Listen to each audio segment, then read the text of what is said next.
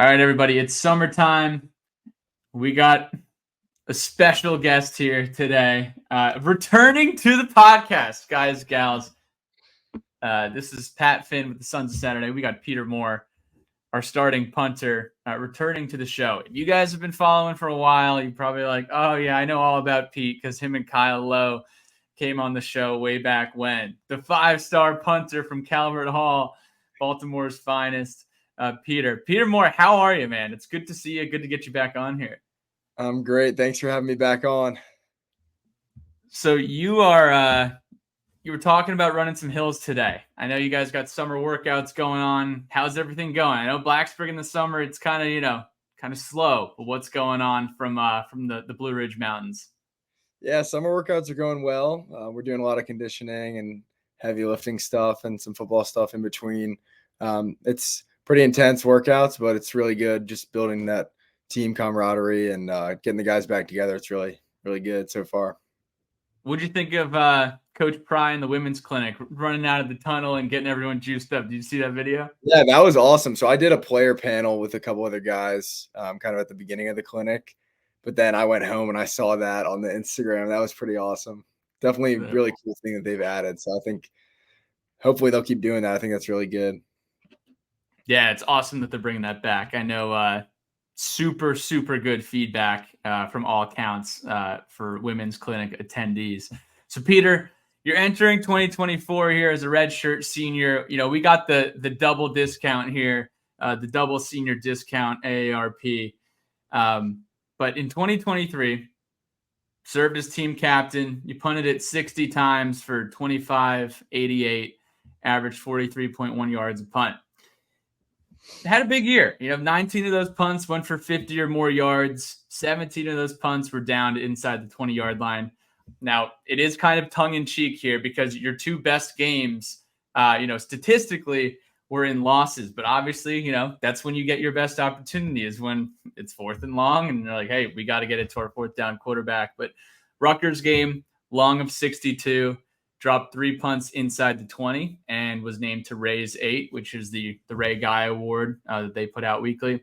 And then Purdue, which, the Purdue game, trying to wash it away out of our memory, but 3 punts against Purdue that were more than 50 yards.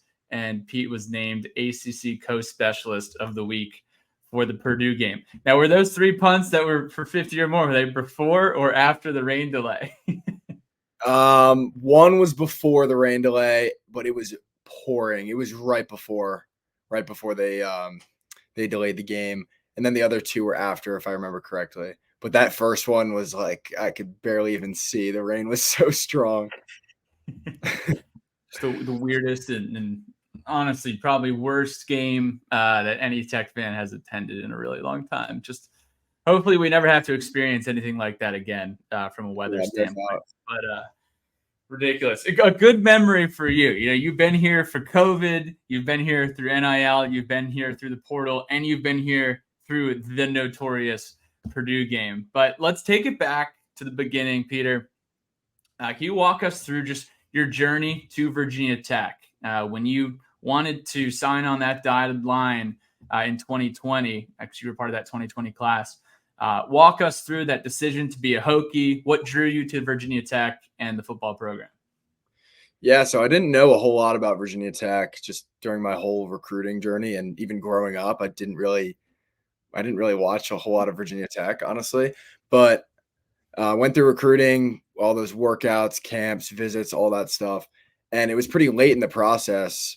It was December. It was probably around Christmas time when one of the coaches on the old staff, he reached out to me and said, come visit, check it out. And I was like, all right, I've been to however many schools. And I was like, all right, might as well check it out. I don't really know much about it. It's not too far away.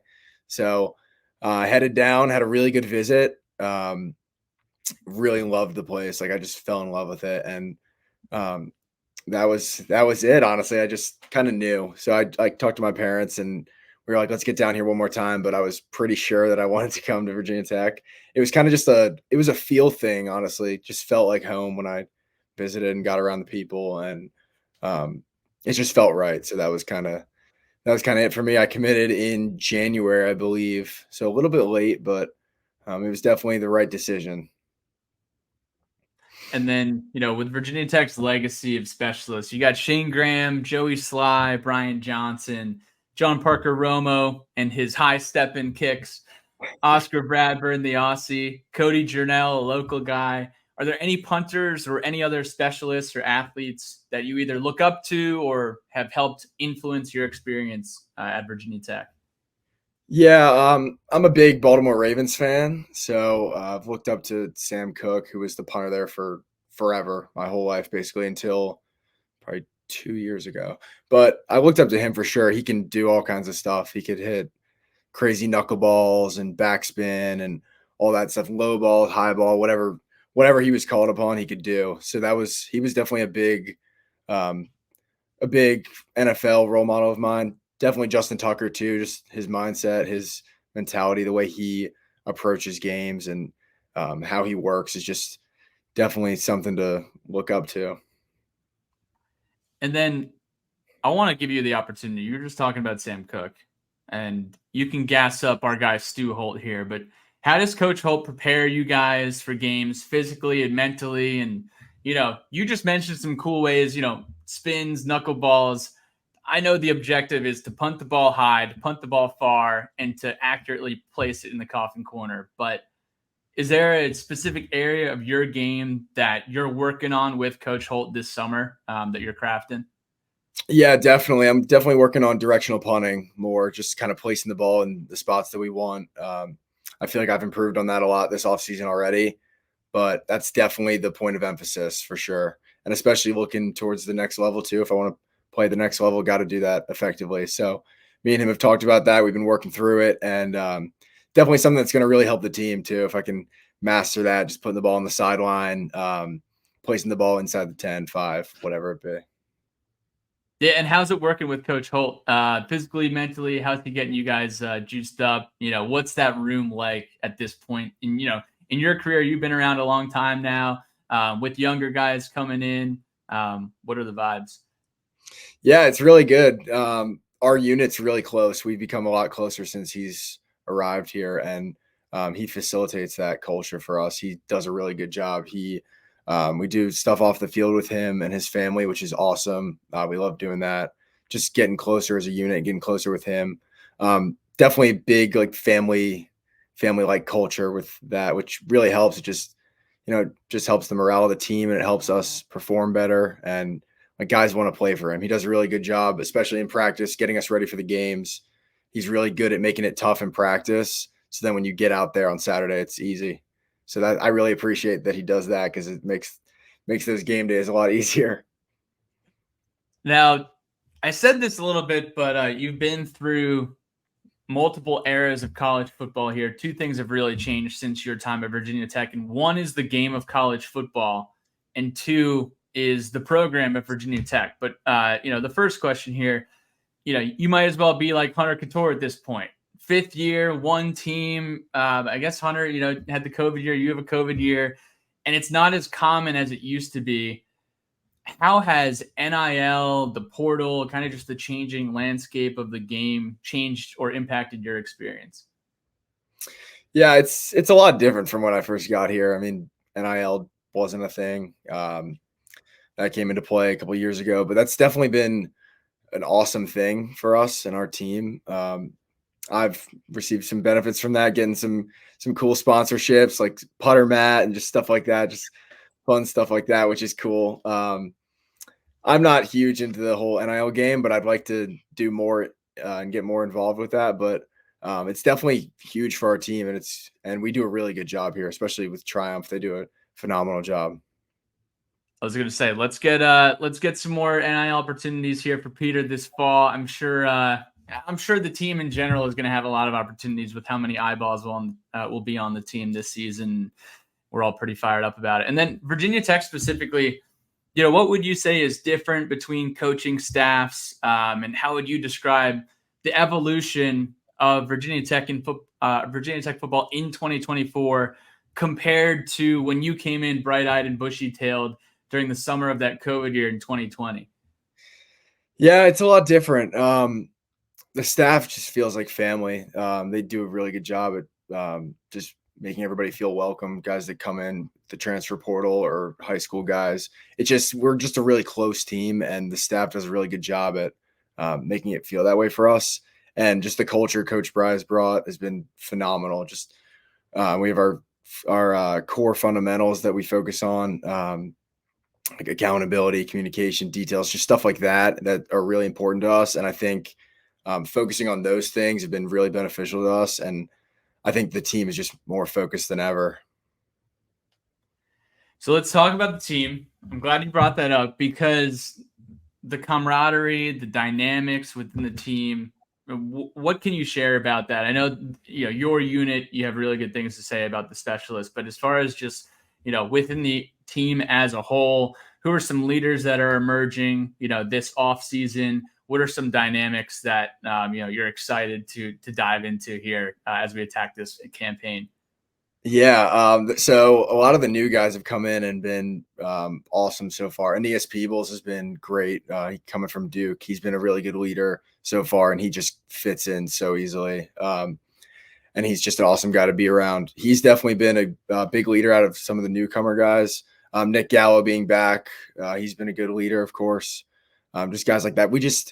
We're a very experienced team, and the leadership just shows up. And that's been pretty evident so far in summer, and obviously in spring ball. I think it was evident there too. And there's just leaders all over the place, and that's just because of our experience. Guys like Caden Moore coming back, Dorian Strong, all those guys. It's just when you have guys that are fifth-year players that are big-time guys for the team, just the leadership and the experience, it just helps bring the young guys along and bring the transfers along, bring those guys in and make them feel comfortable right away. And we've done a really good job with that. So any specific Coach Pry isms that come to mind that particularly are getting you fired up going into the season, or that he's brought out this off season that you hadn't seen yet?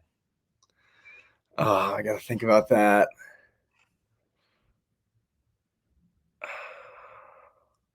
I might have to come back to you on that one. I got to think about that a little more. We'll jump back to that one. Peter, we got a nice home slate. Obviously, Clemson in November, Georgia Tech late October. Some revenge matchups at home with Marshall and Rutgers. Boston College on a Thursday night. UVA finally get to play UVA at home Thanksgiving weekend. But is there a game that you are looking forward to most? I know you got the Stanford game. I know you got Miami on the road on a Friday night, going back to ODU to win at ODU. Like, there's a lot of storylines around each game on this season. And I didn't even bring up getting to the Music City and having a good time in Nashville. I know we'll have a better time than you will, but I'd be remiss if I didn't leave that one off, because I know your family's probably fired up for that one. But is there a game or a couple games that Peter Moore and the Moore family is circling because they're like, hey, we're fired up for this one? Yeah, no doubt. Vanderbilt, the first one, obviously, it's always the most exciting for me. Going to Nashville, it's going to be really awesome to play there, and always looking forward to the first one. But I'm always looking forward to any night game in Lane.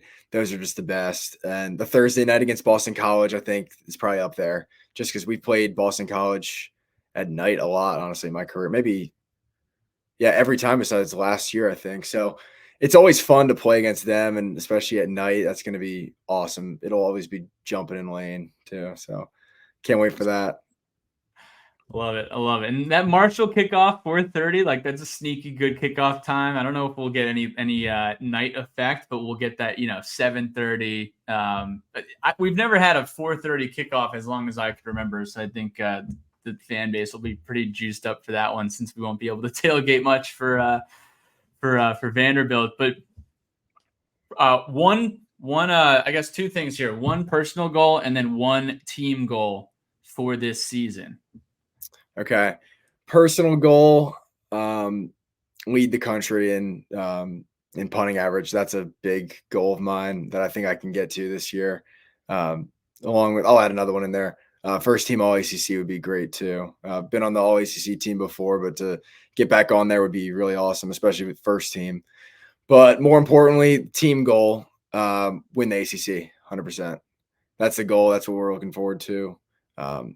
Yeah, and obviously beat Virginia, but win the ACC would be just phenomenal. One last ride here. What are you looking to appreciate most with these 12 games on the calendar? Definitely the games in Lane. It's crazy that it's already my last year coming up. It's just feels like I've been here for a while, but also it just flies by. So definitely looking forward to those games. It's just so special to be in there. I'm just so fortunate to get to play games there. Um, but just playing with my brothers, it's just awesome. It's just great to play with guys that are great to be around and great friends for life. So I'm just gonna try to soak that in and appreciate that for this last year.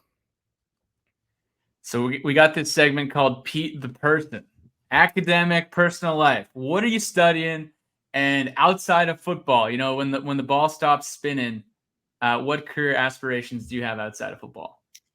So I majored in management, consulting, and analytics. I just graduated at the beginning of May, which was great. Definitely looking forward to maybe pursuing something in consulting on the business side, or maybe even stay in sports and do some kind of sports management. I think would be great too. So definitely one of those two. I enjoyed my major. I thought it was great. Being in the business school was awesome, but I might want to stay in sports. So I'm not totally sure yet. We'll see where football takes me, but yeah, that's where I stand on that. Sure, you'll have plenty of opportunities once things wind down. And then, what would you say is your why, or who or what is your inspiration? What kind of gets you going, gets you fired up? My family is definitely my inspiration. My grandfather, he's a big inspiration of mine. He was a Marine. He played college basketball at Loyola, Maryland. He's always just been a mentor of mine. He's just a great person. He inspires me, and he's probably my number one why. But overall, it's my family. They just have been so supportive and helped me so much in this journey, and I just appreciate them so much. Some good people. Billy Ray and I ran into the Moore family down in Tallahassee for that Florida State game. Billy Ray had we were walking from tailgate to tailgate, and they have the Spanish moss trees down there in Tallahassee, and he pulls like a link of Spanish moss and puts it around his neck as like this necklace, and is walking around like a total dweeb for a few minutes, and then all of a sudden he's like, "This is so itchy," and he takes it off. But that was right before we ran into your family. But can confirm, can stamp, the Moore family, awesome people. And then fan engagement. How important is fan support to you? And then, do you have any memorable, funny, weird interactions with Tech fans over the course of your career? Yeah, I mean the fans are just everything. Anybody that's associated with Virginia Tech understands that our fans are everything. They're the culture. The students bring that energy to every game, and that makes a huge difference in all of our games. So just having Lane packed every week, that's just huge to us. They're so supportive. They're the best fans in the country. Everybody knows it. Enter Sandman is just awesome with them jumping in there. But fan interactions, um, my dad has some funny ones because he's always wearing my jersey, and whenever we go places, and um, people will come up to him and be like, "Oh, Peter Moore, he's the best. He's my favorite player," and that's always gives us a good laugh. My dad always tells me those stories, so probably something like that. But that those are pretty funny stories that he has. So you could ask him some more about that, but he's got a bunch of those over the years. I was gonna say, how could he not wear the jersey too? You probably live for those interactions. Um, all right, rapid fire. So we're gonna try to cruise through these. We got. I'm not gonna call it an extensive list, but we got a good list here. All right, so as fast as you can answer the question, whatever comes to your mind first. All right, so the first one's probably the hardest one. Dinner with four people, dead or alive. Who you taking, and where you guys going to eat? Ooh. Famous people or just whoever I want? I mean, whoever's coming to mind. Whoever's coming to mind. Um, that is so tough. Oh my lord. I'm not doing this so fast. I've never even thought about this. Well, okay. Where are you going to eat? Where is the cuisine? Because then you can kind of set yourself up in the setting. You're like, all right, we're gonna have a 5-top. We're gonna order some nachos maybe. I don't know if it's a Mexican place or not, but where are you going? I'll probably go to a steakhouse, maybe Ruth's Chris. I like that a lot. Me and my family go there a bunch. This is so tough. 4 people. Oh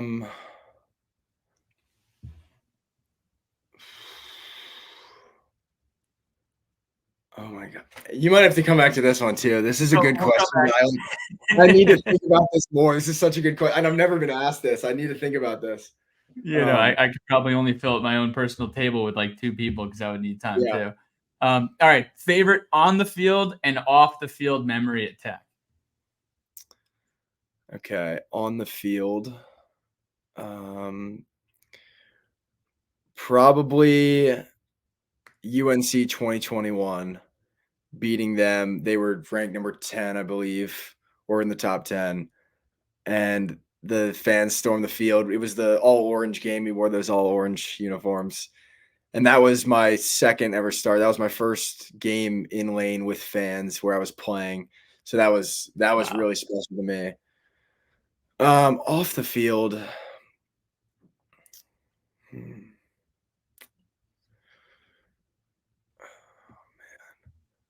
I don't know. I've had some good times off the field. I would say we had a fun day going to the lake as a team. That was pretty cool. We played paintball a couple years ago. That was cool. Done some tubing in Radford down there on the river. I would just say, honestly, just playing golf with some of my close friends. That might be just some of my favorite things to do. I like to play at the Pete Dye River course a lot, and that's just the best spot. But definitely just playing there with my close friends. That's just, I can't pick out one time, but I would say just that in general is probably my most fun I've had. Favorite Hokey tradition that isn't Enter Sandman. Okay, well, something I've always wanted to try, the turkey leg in lane. That's like kind of random. It's really random actually, but I've always wanted to try it. So I think that's super cool. That's kind of a weird one, but I like the Hokey walk a lot. Like I know that's kind of part of Enter Sandman, but that's just I love the Hokey walk. Oh wait, no, I'm thinking of something else. Never mind. Can we cut that? So you're thinking of well, I I, mean, I was gonna say the walk before Enter Sandman, but I said Hokey walk would be when there's fans. get off the I meant buses. the walk before Enter Sandman, like when we're on when we're coming from the walk before we get to the tunnel. I think that's kind of an underrated part of Enter Sandman, kind of just because like we can look into the stadium and see all the fans like going crazy, and we know it's about to happen. So it's like all that anticipation is so cool. Especially when ESPN's in town and they get it on camera because if you're in the stadium, you have no idea what's happening. Sometimes they'll like pan, they'll do like a shot on the scoreboard of you guys coming over, but usually you only see that if you're at home watching on TV and it's on a national ESPN broadcast at night. Yeah, that makes me think of that. Sorry, what were you gonna say? Yeah, I was gonna say that's I'm gonna say that qualifies. You know why? Because that's a super underrated part of Enter Sandman. People talk about getting out onto the field, but I think the walk to the stadium is a completely different component of the game day experience for you guys. Yeah, no doubt. All right, worst locker room DJ. Worst. I don't know if I could pick out a worst, but I can give you a best. All right, that's better. That's a team guy right there. Yeah. I don't know about worst just because like sometimes I don't even notice who's on it when it's really bad because I'm just like mad and I want to walk out. Yeah. But if it's really good, Griffin Duggan is phenomenal on the aux there. He's one of our offensive linemen. He's awesome, but he's really good on the aux. It doesn't surprise me. All right. What's on your pregame playlist right now? My pregame playlist is a lot of rock music. I love listening to rock. Greta Van Fleet. I'm a big fan. I love their music. Black Smoke Rising is my favorite song from them. That's probably I listen to that before every game. Yeah, so definitely some rock music, like classic rock. I just listen to that. I don't really listen to a whole lot of other stuff that other people listen to, but like I don't listen to like some people. I know some people listen to country. A lot of people listen to rap. I definitely just listen to rock. You're on that Coach Pride, Dax Hollifield, Allman Brothers type, Led Zeppelin vibe. Yeah, definitely some Led Zeppelin. Definitely. Allman Brothers is a couple songs, but I'm not as big of an enthusiast as Coach Fry is, obviously. I was going to say they're more of the Southern rock, more the countryside. All right, so best food in Blacksburg. You have one meal, family's in town, you're going somewhere post game. You just punted the bleep out of the ball. Where are Mama and Papa Moore taking Pete to eat? Best food in Blacksburg. I like 622 North. That's more on the fancier side. I really like the food there. Cabo fish taco is good also. I definitely like 622 North the best, I think. So we go there a good amount. Any underrated food spots in Blacksburg that you're like, that place is really awesome and it hits, I just don't go enough? Blacksburg Tavern, right on Main Street with the white fence outside. Service is phenomenal. The food is really good. The brisket is so good. I love the brisket. And yeah, I think it's super underrated. I think a lot of people don't go there as much as they should. So I would say that's my most underrated spot. Here we go. Hidden talent. Any hidden talents? A hidden talent. Pretty good at soccer. That might not be that hidden because it's related to punting and kicking, but I would say that's my hidden talent because I guess people see me as a football player. Obviously, not soccer like I used to be, like growing up. But I like to think I'm pretty good at soccer. There we go. As the soccer player in me, the soccer family that the Finn family is, we certainly appreciate that. Favorite movie? Good Will Hunting. Dude, this man is consistent. So I listened to Peter Moore and Kyle Lowe come on the pod 4 years ago. I listened to it like a week ago when we locked this in. Good Will Hunting was your answer. Now we'll see if your answer is consistent for this one. What is your favorite snack? Cheez-Its. I think it's going to be the same. It was the same. Yeah, Kyle. You mentioned some like specific flavor of Cheez-Its, and we are like, I don't know what he's talking about. But Kyle had mentioned Takis, and it threw Billy Wright for a loop. He had no idea what Takis were. So let's go. We love the consistency. Yep. Love the consistency. Do you have a favorite? This is like a total like Gen Z question. Do you have a favorite social media account or influencer that you're like, all right, dude, like the memes from this account lately have just been unreal? So it's not memes, but on TikTok, Cooking with Daryl, if you know who that is, he does like all those Blackstone cooking videos. Like it's kind of random, but I really like his videos. Yes. Yeah. He's always repping Roback. He's just, the ultimate dad. His backyard setup is out of control. Yeah. I love it. Cooking with Daryl. I think, are you familiar with Front Porch Dad? He's another good one. I've heard people talk about him, but I'm not totally familiar. All right. We'll have to put you on. All right, Peter. So we're going to finish up here with letters from the lunch pail. We got 3. What does, this is from Harrison Holmes. What do you want your EA Sports rating to be in the video game? Above 80. Yeah, unfortunately, there's no attribute skills for soccer. Yeah, so that might hurt me, but hopefully my kick power and kick accuracy are good. But I'm hoping to be above an 80. But I don't know how they're gonna rate these kickers and punters. Hopefully, I'll be above an 80 though. All right, now as a player in the game, do you guys get like a free game? Like, what's the NIL situation for each player? Yeah, they give you a copy of the game, and then there's a cash amount too that I can't remember, but it's a good deal. Let's go. Now, are you on PS5? Are you on Xbox? Xbox. There we go. Always. Jack McGuire, favorite MLB The Show player. I play MLB The Show a good amount. It sounds like it. Yeah, that might be my favorite game. I like this pitcher from the Mets, kind of random. Kodai Senga. I don't know if you know who that is, but I just like always liked him in the game. I think he's really good. So he's probably my favorite. There we go. Shout I'm out not a Kodai Mets fan, Senga. but it's kind of random. Yeah, it sounds like you play a lot of MLB The Show over there. Yeah, no doubt.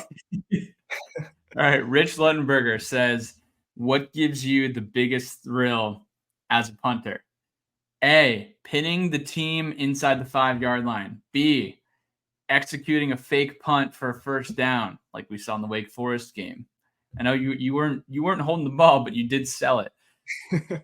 C, making a touchdown, saving open field tackle. Or D, other. Please identify yourself. If there's anything that is better than these three. I would say pinning a team inside the 5, especially if I hit a ball where it backspins or kicks something crazy because you hear the crowd kind of just you hear them roar and like I can't totally see it exactly. I can't like it's kind of hard to see depending on how far away you are too, but it's hard to see exactly like what yard line it's on. But I know it's really good if I hear the crowd go like that. So that's probably my favorite thing to do too, and it's obviously helps the team a ton. So I really like to do that. Whether the Tootsie's rolling end over end and you kind of just get that nice bounce and it just creeps up towards the goal line, or when your gunners are just making some acrobatic, jumping in the end zone and diving and tossing it back. I'm sure it gets you pretty fired up on both sides of it. Yeah, it's pretty awesome too when they go down there and they swat the ball back or just catch it in the air too. That's pretty cool, even though it's not as flashy, but it means I hit a good punt. So So we're gonna give you an opportunity here. It is Sharky Shoutouts time. Sharky's is adding the rooftop, the second floor. We're fired up about that. I'm excited for that to be done. But Peter Moore, your opportunity for some Sharky Shoutouts. Whoever you want to shout out going into this 2024 season.